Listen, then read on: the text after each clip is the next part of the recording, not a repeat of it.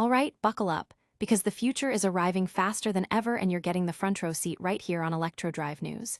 We've got a packed show with updates that are reshaping industries and redefining what's possible. From market shifts that are making waves to major industrial developments, we're diving deep into the stories that matter. Get ready for a rapid-fire rundown of the biggest news impacting our world. Don't just hear about the future, experience it with us right now. Stick around, because you won't want to miss a single second of this. Let's get started.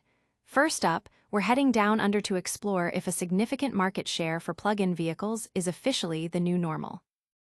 Next, we're jetting over to the United States, where a massive industrial site, a cornerstone of electric vehicle production, has been the subject of a significant federal operation.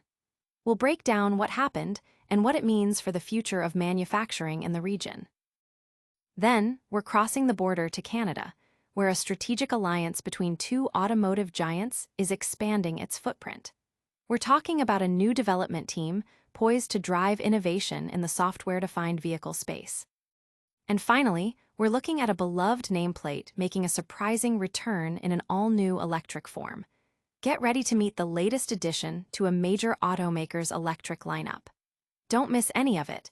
Make sure you hit that subscribe button and ring the notification bell so you never miss an update. Is 15% the new benchmark? Australia's plug-in vehicle surge. Australia's automotive market is experiencing a significant shift, with plug-in vehicle registrations consistently hovering around the 15% mark. In August 2025 alone, out of 103,694 light passenger vehicles registered, an impressive 9.7% were battery electric vehicles, BEVs, and 4% were plug-in hybrids, PHEVs, translating to over 10,000 BEVs and nearly 4,000 PHEVs hitting the roads. This marks a substantial increase from just 6 years ago when the penetration rate for plug-in vehicles was a mere 0.8%. In 2022, it had climbed to 3%, doubling the following year, and now it fluctuates between 10% and 15% this year. This sustained growth, evidenced by June, July, and August figures all around 15%, suggests a new normal is indeed taking hold. Mainstream media has taken note, with headlines highlighting the unprecedented entry of Chinese brands like BYD, GWM, MG, and Chery into Australia's top 10 vehicle sales, often without explicitly mentioning that many of these popular models come with a plug. The top 10 BEVs in August 2025 included familiar names, with the Tesla Model Y seeing a remarkable 75% year-on-year delivery increase, though it was surpassed by BYD, which experienced over 300% growth in deliveries. BYD's aggressive expansion plans and upcoming models suggest they could soon challenge Tesla's dominance in the top 10, with MG and Geely also showing competitive promise. The BYD Shark PHEV is particularly making waves in the utility vehicle market, securing the 6th spot with 1,261 units sold in August alone and a year-to-date total of 12,918 sales. This surge in PHEVs, especially in the ute segment, coincides with a slight dip in diesel ute sales and a sharper decline in petrol variants, indicating a clear market preference shift. However, this transition raises questions about government revenue, as the federal fuel excise, a significant portion of fuel costs, is directly impacted by the decline in fossil fuel vehicle sales.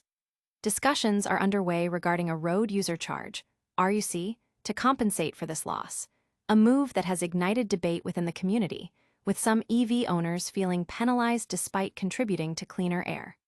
The role of PHEVs themselves is also under scrutiny. While initially viewed as a transitional technology, their growing popularity, particularly among ute buyers who may be waiting for fully electric alternatives, is leading some to question whether they are accelerating or hindering the move towards full electrification. The Australian Electric Vehicle Association president, Chris Jones, argues that PHEVs are undermining emission reduction goals, especially as BEV sales have plateaued below 9% for the past 2 years, while PHEV sales have rapidly climbed from 1% to 5%. The increasing diversity of electric and plug-in vehicles seen at local EV enthusiast gatherings suggests a bright, electric, and increasingly varied future for Australian roads. But will this momentum continue, or is it just a temporary surge? We're heading to the US next, where a major EV manufacturing hub faced an unexpected federal raid. Immigration authorities raid major Hyundai EV plant in Georgia. U.S. immigration authorities conducted a significant raid on Thursday at the expansive Hyundai electric vehicle manufacturing site in southeast Georgia, also bringing construction to a halt at an adjacent battery plant. This operation targeted one of the state's most prominent and largest manufacturing facilities, which has been lauded by governor and other officials as the most significant economic development project in Georgia's history. Hyundai Motor Group commenced EV production at the $7.6 billion plant, which currently employs approximately 1,200 individuals, just a year ago. U.S. Immigration and Customs Enforcement (ICE) spokesperson Lindsey Williams confirmed that federal agents were executing an enforcement operation at the 3,000-acre site located west of Savannah. Williams indicated that the primary focus was on the construction site of the battery plant, providing limited additional details. To manage the situation, Georgia State Patrol troopers were deployed to block access roads leading to the Hyundai facility. The Georgia Department of Public Safety issued a statement confirming that these troopers were present to assist federal authorities in serving a criminal search warrant. Social media footage from Thursday depicted workers in yellow safety vests assembled while an individual, identified by a tactical vest bearing the letters HSI, Homeland Security Investigations, announced the presence of Homeland Security and the execution of a search warrant for the entire site. The directive was clear. We need construction to cease immediately. We need all work to end on the site right now. This action occurs within a broader context of increased immigration enforcement operations under the Trump administration, which have targeted various industries including farms, construction sites, restaurants, and auto repair shops as part of a broader deportation agenda. The Pew Research Center, referencing preliminary Census Bureau data, noted a significant decrease in the U.S. labor force, with over 1.2 million immigrants leaving between January and July, encompassing both undocumented and legal residents. Beyond EV manufacturing, Hyundai has a partnership with LG Energy Solution to construct the battery plant, which is scheduled for completion next year. The joint venture, known as Helga Battery Company, issued a statement affirming their full cooperation with the authorities and confirming the pause in construction to assist their work. Importantly, a spokesperson for the plant, Bianca Johnson, clarified that operations at the Hyundai EV manufacturing plant itself were not disrupted. Johnson stated via email that the raid did not affect employees' ability to commute to work, as production and regular office hours had already commenced for the day prior to the shutdown of site access. While this major facility faces scrutiny, a different kind of collaboration is forging ahead. We're heading to Canada next, where a new development team is set to revolutionize vehicle software. Rivian and Volkswagen forge software future with Canadian Development Hub. In a significant move to bolster their collaborative efforts in automotive software development, Rivian and Volkswagen Group Technologies, the joint venture between the American EV maker and the German automotive giant, are establishing a new development team in Toronto, Canada. This expansion into Canada signifies a deepening commitment to creating the next generation of software-defined vehicles. The venture is actively recruiting for a range of specialized roles in Toronto, including Android software engineers, simulation software engineers, and embedded software engineers, signaling its intent to build a robust, cutting-edge team. Kaimon Vitanov, the director of engineering for the project, expressed his enthusiasm on LinkedIn, stating he is excited to be building a development team in the Toronto area. He further elaborated on the partnership's ambitious goals, noting that Rivian has joined forces with the Volkswagen Group to redefine how people interact with their vehicles and build the next generation of software-defined vehicles. The primary focus for many of these new positions will be the development of advanced infotainment applications, a crucial component for modern vehicle user experiences. This strategic move was first brought to light by ex-user Hilb earlier this week. The partnership between Rivian and Volkswagen, formalized in late 2024, involves a substantial $5.8 billion investment from the German automaker into Rivian. This investment is contingent upon Volkswagen adopting Rivian's advanced zonal architecture and software stack for its future electric vehicles. Following the achievement of a critical gross profit milestone in the first quarter of the year, Rivian secured a $1 billion equity investment from Volkswagen Group, fulfilling a key condition of the deal. Rivian reported a gross profit of $206 million in the first quarter, a figure significantly boosted by the sale of regulatory credits. However, the company indicated that the majority of the $300 million in regulatory credits allocated for the year were sold between January and March. Rivian's CFO, Claire McDonough, confirmed that the company no longer anticipates will be selling or earning revenue from the sale of regulatory credits in the second half of this year. Despite this shift, McDonough highlighted the continued strength of Rivian's software and services segment in the second quarter earnings call, which generated $376 million in revenue and $129 million in gross profit. She noted that approximately half of this segment's revenue originated from the joint venture with Volkswagen Group. Addressing challenges such as tariff headwinds in the U.S.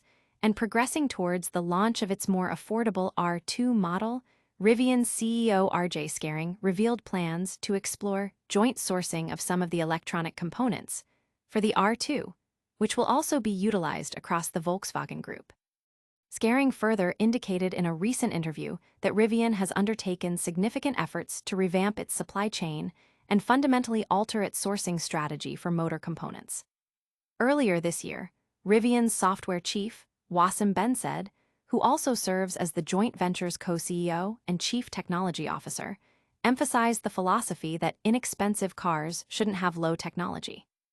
Bensaid aims to reduce overall development cost and then the overall cost of maintenance over time for all three brands involved. He believes that the inherent hardware complexity across Volkswagen's diverse vehicle portfolio, encompassing variations in seats, doors, lights, sensors, and cameras, can be effectively managed and simplified by migrating functionalities to software. Rivian's software is slated for integration into Volkswagen's forthcoming ID.1 model, an entry-level electric vehicle. Volkswagen brand CEO Thomas Scheffer has identified the ID.1 as VW's first software-defined vehicle, SDV, boasting an updatable and very performant electronic software architecture. Production of the ID.1 is anticipated to commence in 2027. Rivian currently offers its R1 models in both the US and Canada, with its domestic market accounting for the majority of its sales. The company anticipates the third quarter to be its strongest of the year, partly due to the approaching deadline for US EV tax credits. In mid-July, Rivian also announced its intention to establish a new artificial intelligence and autonomous driving research hub in London, marking its first facility in the UK, and adding to its European R&D presence, which already includes a center in Belgrade, Serbia, opened in late 2022. This global collaboration is pushing the boundaries of what's next in automotive tech. And speaking of innovation, a classic nameplate is making a surprising electric comeback. Volkswagen revives an icon. Meet the electric ID.Polo and ID.Polo GTI. Volkswagen is set to electrify a beloved nameplate, bringing the iconic Polo back into the lineup, but this time as a fully electric vehicle. This strategic move signals Volkswagen's ongoing commitment to expanding its electric portfolio and catering to a wider range of consumer needs and preferences within the compact car segment. The newly envisioned ID.Polo and its performance-oriented counterpart, the ID.Polo GTI, are poised to blend the familiar appeal and practicality of the Polo with the advanced technology and environmental benefits of electric propulsion. While specific details regarding range, battery capacity, and performance metrics for the ID.Polo and ID.Polo GTI are still emerging, the introduction of these models suggests Volkswagen is aiming to capture market share in the increasingly competitive electric compact car arena. the decision to electrify the Polo is a significant one, given the model's long-standing popularity and historical importance within Volkswagen's global offerings. It represents a clear indication that the company is not shying away from electrifying its most recognized and cherished vehicle lines. The performance-oriented GTI version hints at a desire to offer an engaging driving experience, even within the electric vehicle framework, potentially appealing to enthusiasts who value both efficiency and dynamic capability. This revival also comes at a time when the demand for smaller, more affordable electric vehicles is growing worldwide. By offering an electric Polo, Volkswagen could be positioning itself to meet this demand, making electric mobility more accessible to a broader demographic. The development of the ID.Polo and ID.Polo GTI is likely to leverage Volkswagen's dedicated electric vehicle platforms and technologies, ensuring they are competitive in terms of range, charging speed, and onboard technology.